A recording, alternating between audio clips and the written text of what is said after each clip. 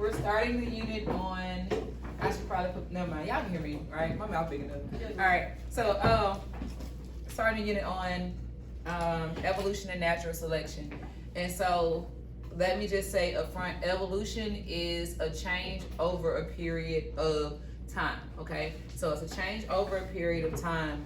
And so we're gonna look at the theories and everything that led up to the development of the evolutionary theory as it is stated today, and the sciences that contributed to that and all of that. But the first thing we're gonna do is even talk about what descent with modification is, because basically that's all evolution is. It's talking about descent with modification. And we know that descent means I'm passing something on from one generation to the next generation. You are descendants of someone, okay? But you are not exactly the same as your descendants. So there has been some modification in that descent. And so the Darwinian Revolution challenged traditional views of a young Earth that was inhabited by unchanging species. Charles Darwin is known as the father of evolution, and his views were controversial at the time because it was believed that the Earth was young and everything was made exactly the way it is now. Like every animal was made at the beginning, and every animal was made exactly like it is, and they do not change. And so through science, we have been able to not only try to date the Earth about how old we think the Earth is, which is a lot older than most people think, and we've also been able to use things like fossil evidence and radiometric dating to actually try to date some organisms and also come up with some lineage for some organisms. Carolus Linnaeus, but I spelled it wrong. Linnaeus. I did not. I did good, but then I did it on the board. All right, Carolus Linnaeus is known as the person who discovered taxonomy. Do you know what taxonomy is? Mm-hmm. What is it? Preserving stuff? No, not preserving. Oh. It's a taxon is a group. Oh, Okay? Grouping things. So his goal was to group things based off of their similarities. So he came up with taxonomy. And from taxonomy, we have been able to group living things into groups that are inclusive or exclusive. All right, so the most inclusive group, the most inclusive taxon is what we call a domain. There are 3 domains. We have Archaea, which is a domain of prokaryotes. These are often called ancient prokaryotes or extremophiles. These are bacteria that can exist in extreme conditions like high salinity, extreme heat, extreme cold. We have the domain bacteria, which this is our more common bacteria. Things like E. coli, strep, staph, lactobacillus, so things that we're more familiar with, this bacteria. And then we have the domain eukarya. Now notice that for our prokaryotes, we have 2 domains, but for our eukaryotes, we only have the 1. That scared me a little bit. All right, so now domain is considered the most inclusive taxon, because in order to be a part of the eukarya domain, you just have to have be made up of cells that have a nucleus. All right, there's a lot of things with cells that have a nucleus, so it is considered the most inclusive. Now our domains can then be further grouped into kingdoms. If I could spell kingdom, it was gonna be a kind gum. That's what it was gonna be. All right. And then your kingdoms can be even further grouped. So you can take your kingdoms, look at the things in those kingdoms, and you can break those down into phylums. Your phylums can be broken down into class. Classes can become orders. Wait, don't kids pay cash only for, yeah. Orders can become family. Family can be broken down into genus. And then the genus is broken down into species. Now, even domain is your most inclusive, but species is your most exclusive. All right? In order to be classified as being of the same species, you have to be able to produce fertile offspring. And that means you have to be able to make babies that can make viable babies, okay? So if you cannot produce offspring that are capable of passing on your genetics to the next generation, then you are not considered as being of the same species. So the goal of a species is to be able to pass on its genetic information to the next generation to make sure that your genes exist. If you have a population is a group of the same species in an area, right? Every person has their own set of genes. So there's diversity within the population of most populations. There's diversity. Now, the goal is to pass my genes on to offspring so that when I die, my genes are not removed from the gene pool. In this room, everybody in here has a set of genes. We don't all have the exact same genes. If we did, we would look exactly the same. We all have our genes, and in this room, we have what's called a gene pool. If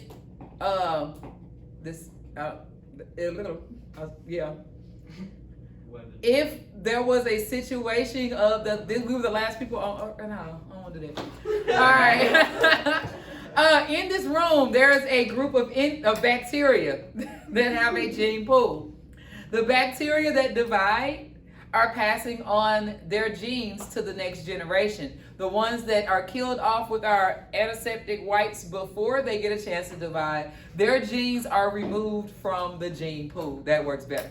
All right, so species is the most exclusive, and that's for all organisms. Now, some organisms have what we call a subspecies, which we see that with the breeds of dogs.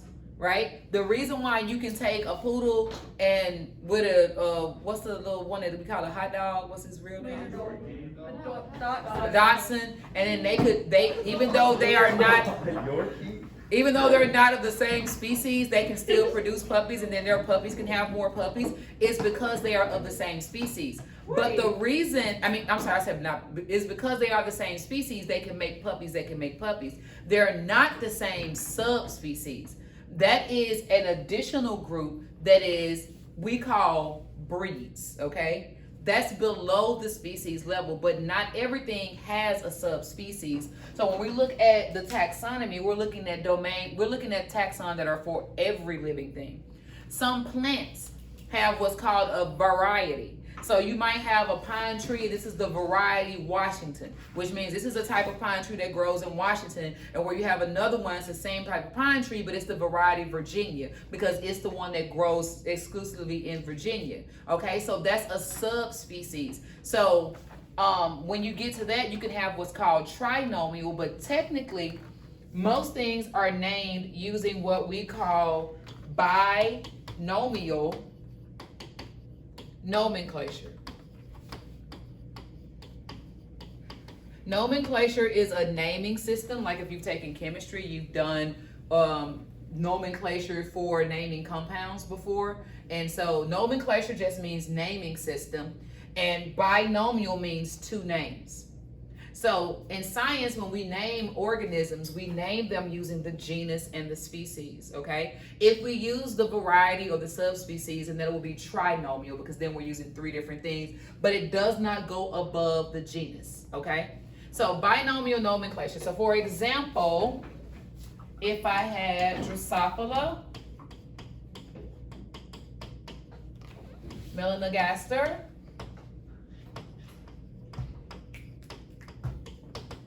or Homo sapien, which we're actually Homo sapien sapien. Homo sapien sapien. That's what, like right now, we're Homo sapien sapien. You know, if you look at like the evolution of man, you had other types before us. Monkeys. No, not monkeys. Evolutionary theory does not say we came from monkeys. It's the first thing I want to clear. That is not what it says. It says that monkeys and humans had a common ancestor, but not that we came from monkeys. Two different things. All right. Let's see.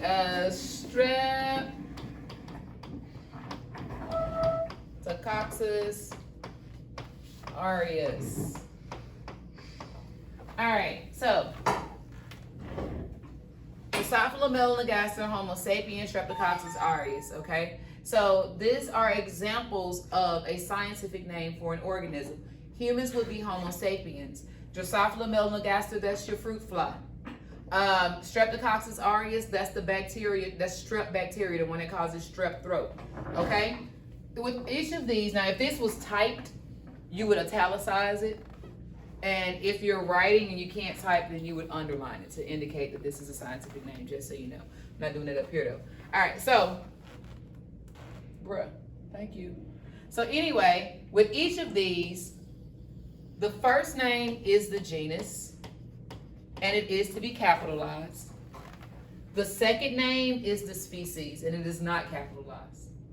Okay? So, it's written that way intentionally. First name, genus, second name, species.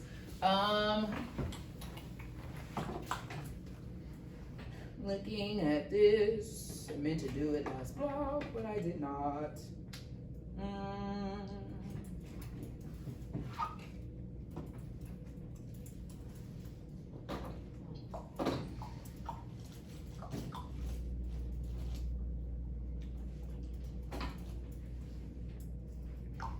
Now, the more two organisms have in common, the more they have in common, the more closely related they are.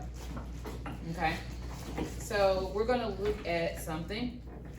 So I'm just gonna write the first letter: domain, kingdom, phylum, class, order, family, genus, and species.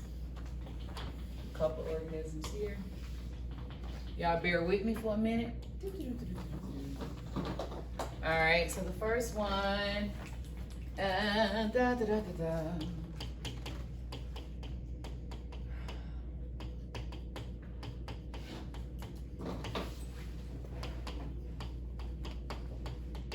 Did you mean to write eukaryote twice? Yep, I'm doing 3 different things, 3 different organisms.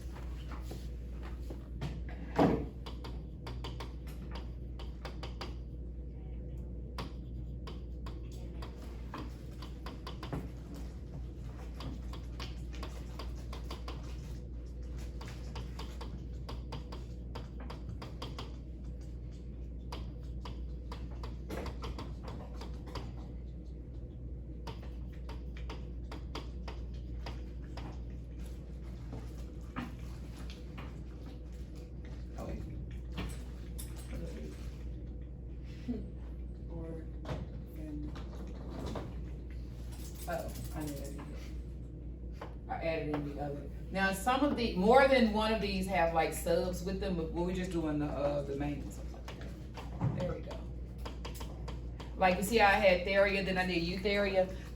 There's a class called Theria, and then there's an infra class called Eutheria, which is breaking Theria down even further. Okay, so these are not the only, these are the main, okay, taxons. Family is Ursidae. Wait, why is it carnivore instead of herbivore? It's a mammalia. Wait. But mammals can be. Right, but not this mammal. What mammal are you talking about? I'll tell you in a minute. Okay. Alright, got that one. Alright, let's see.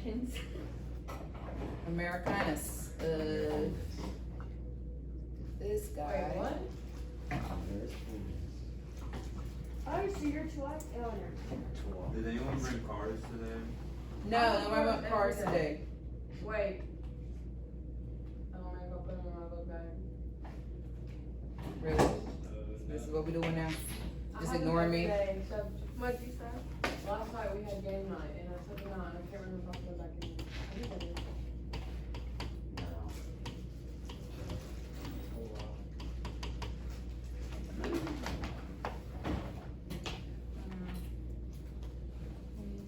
They're not in here.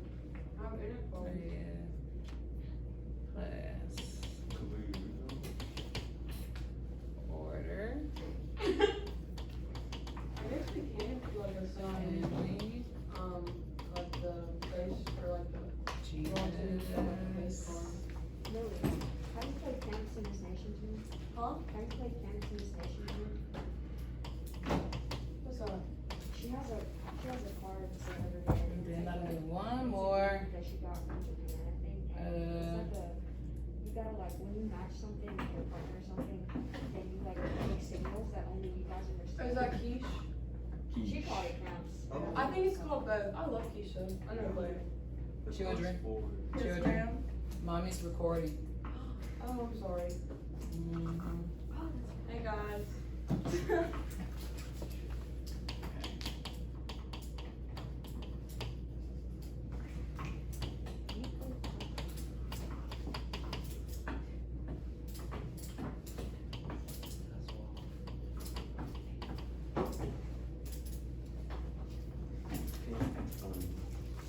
I knew that one. I knew that wasn't right. That's right. Whoa. Like left arm.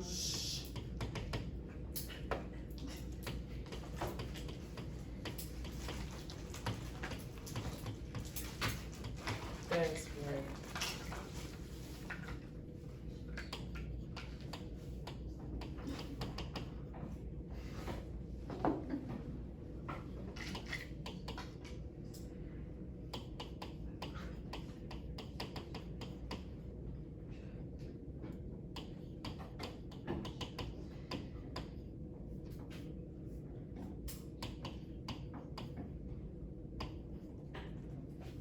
Lord, I can't see that. Hold on.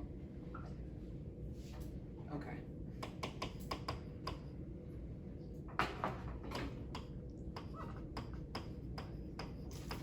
All right, so on the board we have 3 members of the domain eukarya. Now, the more they have in common, the more closely related they are. So we have a black bear, a polar bear, and a reindeer. Okay? A black bear, a polar bear, and a reindeer. Now, the first one's a black bear, the second one's a polar bear, the last one's a reindeer. Which 2 organisms are the most closely related? The black bear and the polar. Of course, the black bear. But even if I didn't tell you that they were both bears, you could look at this and see that they're more closely related, because when you look at the domain, kingdom, phylum, class, order, family, genus, and species, these 2 have all of those in common, whereas this one only has domain, kingdom, phylum, and class. Okay, yes? Why are they not the same species and different subspecies? They are different. There are different subspecies, but not the same species, because technically a black bear and a polar bear would not produce fertile offspring. And the reason why they would not produce fertile offspring is because they have a prezygotic barrier. And prezygotic barriers are barriers that prevent you from actually ever coming together to produce offspring. Prezygotic barriers can be based off of your habitat. It can be temporal. It can be behavior related. It can be mechanical, or it can be gametic. So what do you think is the problem between the black bear and the polar bear? Which one of those you think? Habitat. Habitat. So they won't come together to produce fertile offspring. And what makes you of the same species? Being able to produce fertile offspring. Not just offspring, but fertile offspring. Because a horse and a donkey can be bred to produce a mule, but the mules cannot make more mules. So they make offspring, but their offspring is not fertile, therefore they're not considered of the same species. Okay, so you have to be able to produce fertile offspring, and there's barriers to that. So that's the reason why these are considered of different species. They have a prezygotic barrier that prevents them from reproducing. All right, now if, and this is not gonna be correct, but if, let's say, I did this, I'm creating an animal now.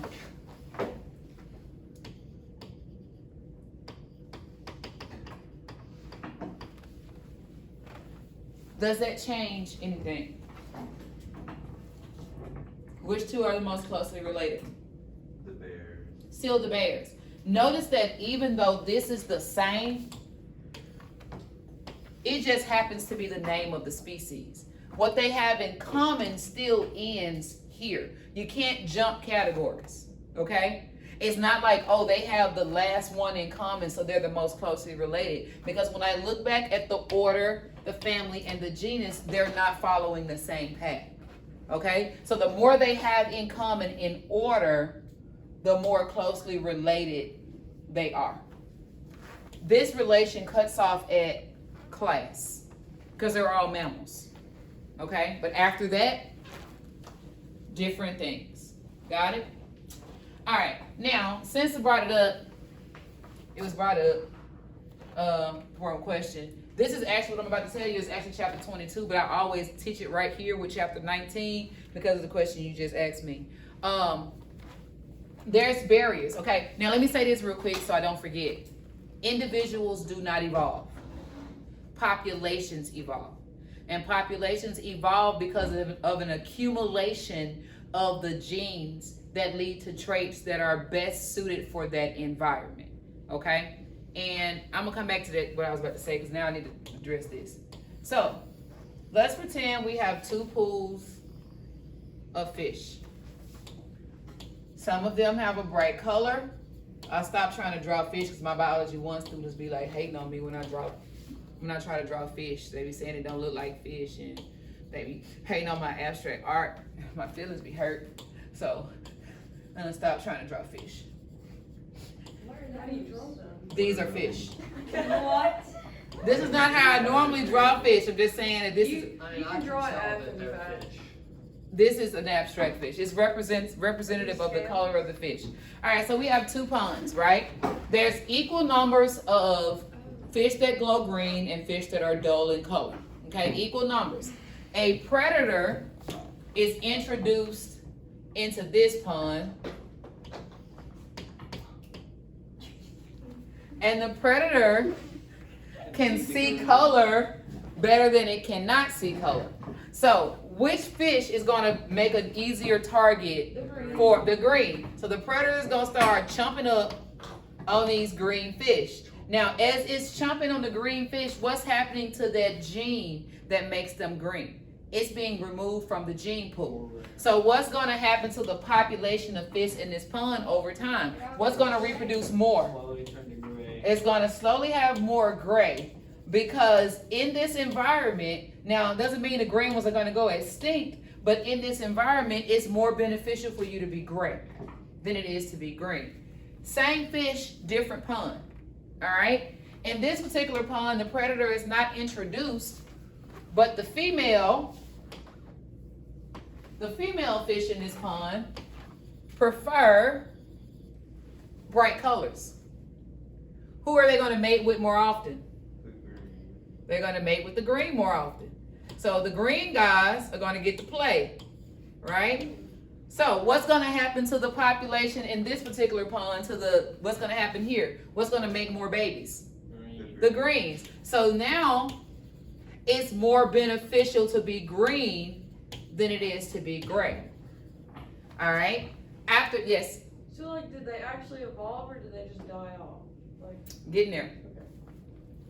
After several generations of this, if you were to take the fish from both ponds and put them into one pond, so let's say they all started from a pond, they started from an original pond and you split them, so this was one population of fish, one family, where some of them happened to be gray and some of them happened to be green, okay? So they started off that way, and then after several generations of being separated, and understanding over here that if I'm green, I'm probably gonna die. Understanding over here that if I'm gray, I'm probably not gonna mate. You take these and you put them back in a pond together. They won't mate with each other. Because you're not beneficial for what I know. So therefore, I am not going to make babies with you, because I have, over generations, I am programmed to look for the gray. Or over generations, I'm programmed to look for the green. These two, even though they originated from the same ancestors, because of a barrier, they were separated. They went through many years, this takes generations, of this happening. And when you put them back together, they will no longer mate. Are they still of the same species at that point? No. This is speciation, because what makes you become what classifies you as the same species? You must have fertile children. If they don't mate, can they have fertile children? No. Different species. Now, yes, Okay, say like another, like say something else was introduced, what would they make like after and that? that's called an environmental pressure. And depending on what that environmental pressure is, it will drive evolution in whichever way it needs to go. So these were environmental pressures. This was more natural selection. This was more predator prey, but that was something in the environment that drove the gene pool to one end or the other. And then when you put that back together, if these two will no longer produce fertile offspring, they are classified as a different species, because what's a species? Something that can do what? Produce fertile offspring. Neither natural selection nor environmental pressures can create new genes. The only way to get new genes is through a mutation. And sometimes that mutation is one that is beneficial, sometimes it is not. If it's a beneficial mutation and it accumulates in the population through something like this happening, then it's passed on from generation to generation. Okay? But natural selection is selecting for the traits that make it best suitable for an organism to survive in its current environment. And if this occurs for long enough, and if you were to introduce the descendants of these issues into the same population and they do not recognize nor mate with each other anymore, regardless of them having come from a common ancestor, they are now classified as a new species. That's what speciation is. Most people have the wrong understanding of what a species is, therefore they don't understand speciation. Species simply means we can make fertile offspring. So now the barriers. What are barriers to doing that? We have barriers that are either prezygotic or post-zygotic. All right, now what's a zygote? Fertilized cell. Fertilized egg, right? A fertilized egg. So a zygote is a fertilized egg. So we have prezygotic barriers and we have post-zygotic barriers. And again, this part right here comes from chapter 22. BCW, while I'm thinking about it, as far as like any homework or anything for these chapters in this unit that you do will be counted as extra credit. So you don't have anything, because we're trying to, prep for end of year stuff. So nothing's mandatory from unit 7. But anything that you do, if I put it in, if it's already in, I don't know, however that goes, but will count as extra credit, yes. Does that count as study modules or not?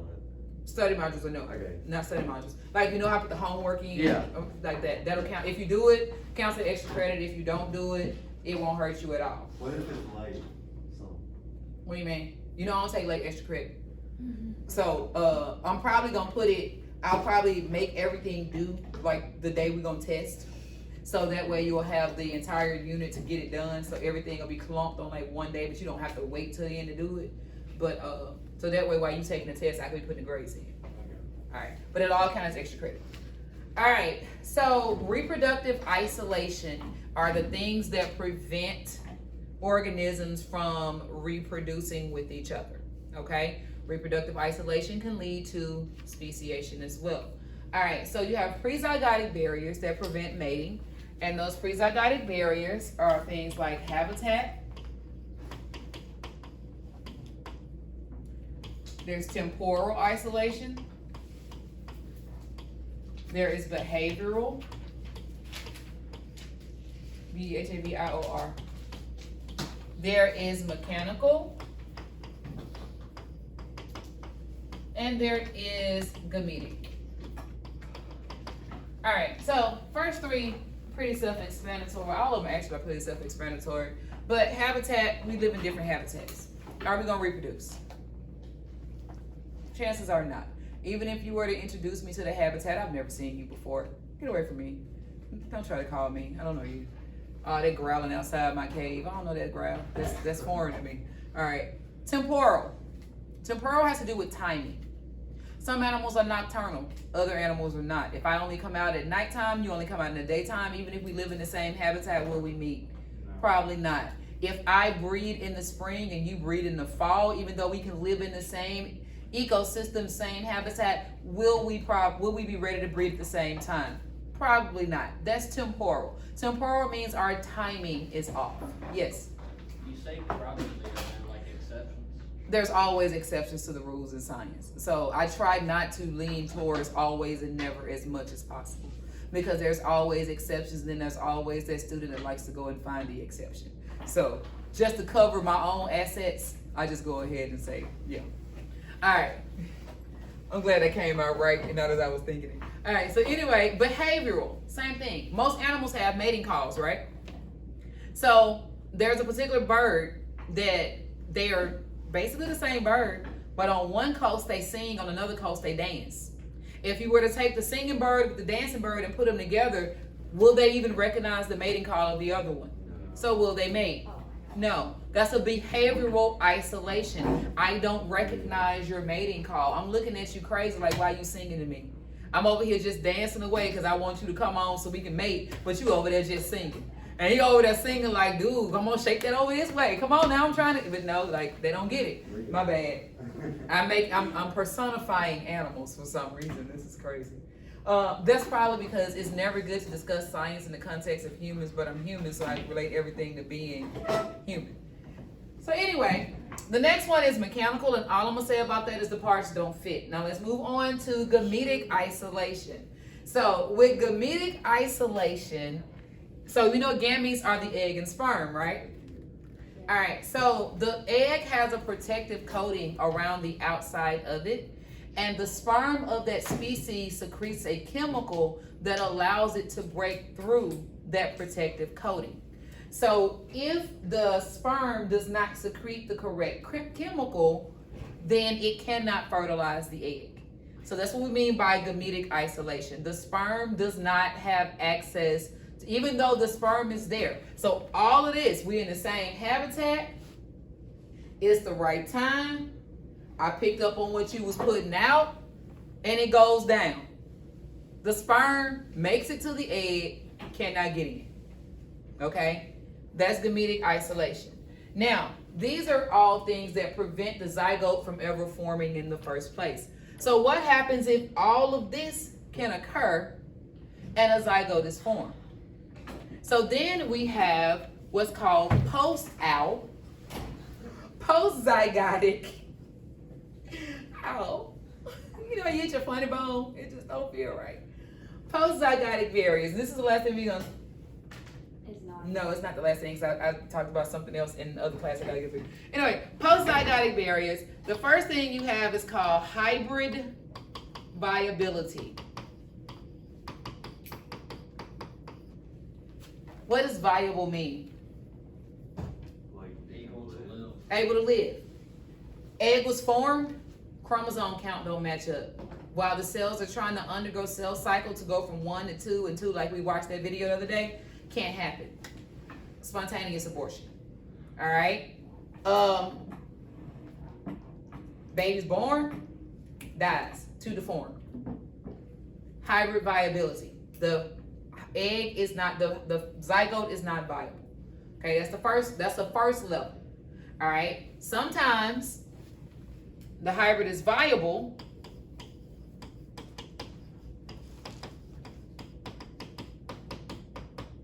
but it's infertile. This will be our mule. Okay? Horse and donkey produce a viable hybrid, but it cannot make more of itself. It is infertile.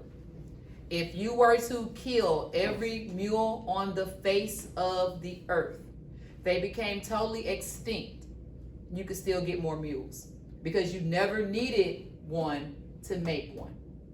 All you need is a horse and a donkey. All right? So, hybrid fertility. And every blue moon, a hybrid that we think is infertile, kind of like ligers and tigans, actually do produce an offspring. Not with another one of their kind though. Like you could take a liger with a lion or a tiger and you can get an offspring, and you can take a tigan with a lion or a tiger and get an offspring. But that offspring almost dies almost immediately afterwards, and this is called hybrid breakdown. That offspring is weak, it is sickly, and it usually does not survive. Now, And the thing is, you still couldn't take a liger with a liger and make a baby. Still couldn't do it. Okay? So, 3 levels of post-zygotic barriers. These are all things trying to prevent the formation of a hybrid between species in the first place.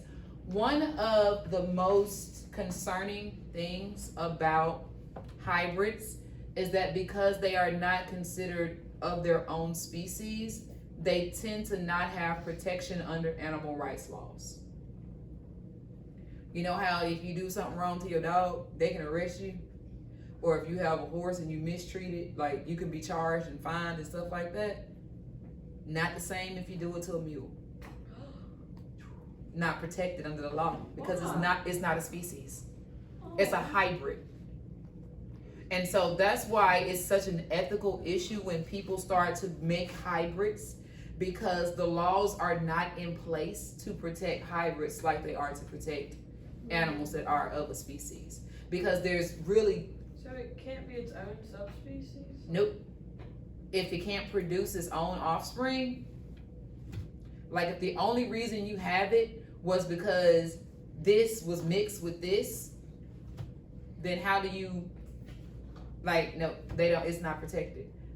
But it's an ethical issue that tries to prevent the breeding of that. But, and then typically this doesn't occur in nature. Like it doesn't normally occur in nature. This is usually the result of artificial selection or humans deciding, I want to try to do this with this and see what we get out of it. That's what artificial selection is. Natural selection is what happens in nature. Artificial selection is humans playing maker to do what they want to do. All right, so anywho, that was chapter 22 though. Like I said, I always talk about it here. You're gonna hear it again when we actually get in chapter 22. So next class we'll talk about, I was gonna do this, but that's enough for today. Next class we'll talk about the scientists and how it led to the evolutionary theory. The one thing I do want to talk about, the one I do want to mention right now though, well, 2. Jean-Baptiste de Lamarck and Charles Darwin. Okay, Jean-Baptiste de Lamarck was one of the first scientists to come up with an evolutionary theory. Granted, his theory was incorrect. He did have some points in it that are still in the current evolutionary theory, like he believed in a common ancestor. He just had it wrong about how traits are passed on and how we get the variety, the variation in the unity, okay? If we think about it, all animals have some type of unity. We have the same genetic code. Adenine bonds with thymine, guanine bonds with cytosine, and DNA. DNA is transcribed to RNA, RNA is translated to protein. Doesn't matter if you're a plant, an animal, bacteria, fungus, protists, that is true, okay? So there's unity. But then how are we so diverse? So there's also diversity in that unity based off of which genes are present and which genes are transcribed, the number of chromosomes, so forth and so on. So Lamarck thought of that there was a presence of a common ancestor that all this started in, and then of course stuff started to change and blah blah blah. But he believed in what's called use and disuse. He believed that the reason organisms are different is because some of the organisms used a trait and other organisms didn't. The ones that used it, it became more common and stronger in. The ones that didn't use it, they lost it. For instance, the difference between a lizard and a snake is that a snake didn't use its legs. That's what he would believe. So the snake's legs shriveled up, and when it had babies, the babies didn't have legs because the snakes didn't use their legs. He believed that giraffe necks got longer because some of the giraffes stretched their necks to reach the plants, and then when they had babies, their babies were born with longer necks. He's a guy that would believe if you go and work out now and build up muscle, then your children are predisposed to not gain weight. They'll be more likely to have big muscles. So that's called the inheritance of acquired traits. He did not understand that just because I do something in my lifetime, that does not necessarily mean my children will have that same trait. So that part he was wrong. We said Lamarck missed the mark, okay? Charles Darwin was influenced by Lamarck's theory of that there may be a common ancestor though, and so that became a part of his theory. Charles Darwin believes in evolution through a process called natural selection. And so kind of like what I showed you on the board with those populations, that was natural selection in action. But in order for natural selection to work, there's 4 things that must be in place. 1, there must be variety in the population. If you have an organism that reproduces by cloning, unless a mutation is introduced, there's no variety, so there can be no speciation. There's no natural selection to occur. Okay, so there must be first variety within the population. The second thing is that species are going to produce more offspring than can survive. Think about fish. Fish versus a dog. Which one is going to tend to have more offspring, a fish or a dog? Fish. Why do you think fish have more offspring than dogs do? They're lower on the food chain, right? A lot of things eat fish. So if my goal in life is to pass my genes to the next generation so that they can pass them to the next generation, so that if I die, my genes are still on the earth in the population. If I know everything thinks that my children are yummy, I gotta have a lot of kids. Because the more kids I have, the more likely some of them are to survive to make babies. And then my kids gotta have a lot of kids. It's kind of like that 100 baby challenge that Kelsey and Peachy K be doing on Sims 4. Sorry, my daughter had me watching it. You ain't seen it? It's you have. Yeah, I'm hooked on it now. I ain't like it at first, but now I just gotta see her get to 100 babies. All right, but anyway, so you have more offspring than can survive. And the thing about it, kind of like with the 2 ponds, who's going to make the most babies? The one with the trait that is best suited for the environment. So that's the other thing. That's where we get the whole theory of survival of the fittest, which reminds me on the AP exam, do not write survival of the fittest.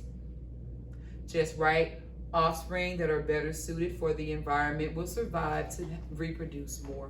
Do not put survival of the fittest. Is it just improper? Yeah. It's like the analogies, not allowed Okay. on AP exams and stuff. They don't want the analogies. You know, it's great that you know what survival of the fittest means, but tell us what it means. Don't just write survival of the fittest.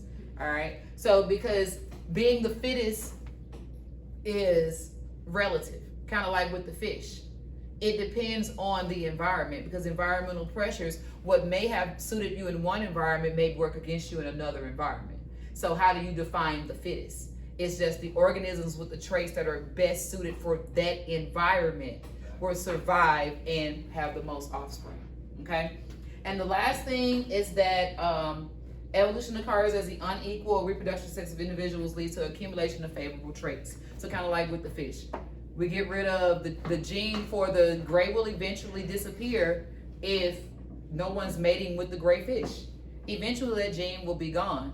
And so then you'll end up with a population of just the green fish, because the gene for gray is weeded out because you couldn't get a mate, couldn't get a date.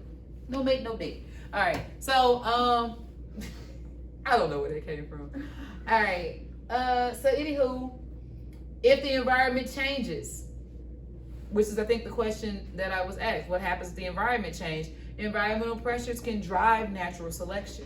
All right, key things. Individuals do not evolve, populations do. And natural selection does not create new genes. It reshuffles the gene pool. The only way to get new genes is through what? Mutations. All right? So the only way to get a new gene is through a mutation. Natural selection does not create new genes. It reshuffles what's already there. And the environment can greatly influence that. Any questions, comments, or concerns?